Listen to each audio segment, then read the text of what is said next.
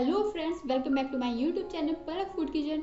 आज ये सोच रहे होंगे ये क्या दिखा रही भाई। सुबह सुबह ना मेरे यहाँ इतने घने घने से बादल हैं और बहुत ही अच्छा मौसम हो रहा है। और भाई बात हो रही है सुबह सुबह की, तो सबसे टेंशन होती है सुबह सुबह नाश्ते में क्या बनाया जाए।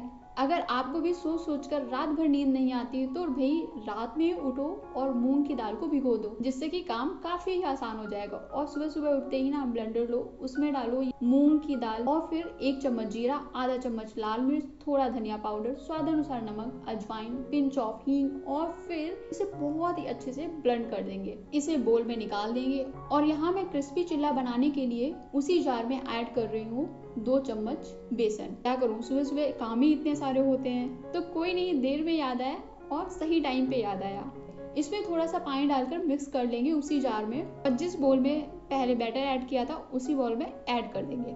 फिर यहाँ मैंने डाला है बारीक कटा प्याज, 1 हरा मिर्च और बारीक कटे टमाटर। सबको अच्छे से मिक्स कर देना है। सच बताऊं ना, ये बहुत ही हेल्दी और टेस्टी रेसिपी है जो झटपट बन के तैयार हो जाती है। तो फ्लेम को ऑन कर दिया है और पैन में 1 चम्मच ऑयल डाल करके इसे गर्म कर लिया है। यहाँ पर पैन गर्म हो गया है और इसे लो मीडियम फ्लेम में ही पकाना है, नहीं तो क्या होगा ना, चीला है ना, वो ऊपर से तो पक जाएगा लेकिन अंदर से कच्चा ही रह जाएगा। फिर मैंने 2 बड़े चम्मच बैटर पैन में डाल करके अच्छे से फैला लिया है। मेरे यहाँ ना बहुत ही सुहावना मौसम हो रहा था और ऐसे मौसम में अगर कुछ टेस्टी सा मिल जाए ना तो मजा ही आ जाता है। बाहर के नज़ारे को रिकॉर्ड करने के चक्कर में ना थोड़ा सा मेरा चिल्ला ना थोड़ा जल गया है, बट थोड़ा सा ही ब्लैक हुआ है, अच्छा है, क्रिस्पी हो गया है। अब दूसरी तरफ थोड़ा सा ऑयल ऐड करके इसे अच्छे से पका लेना है जब तक ये क्रिस्पी नहीं हो जाता, और इसे लो फ्लेम में ही पकाना है। और ये चीला की रेसिपी ना बहुत ही जल्दी बन जाती है।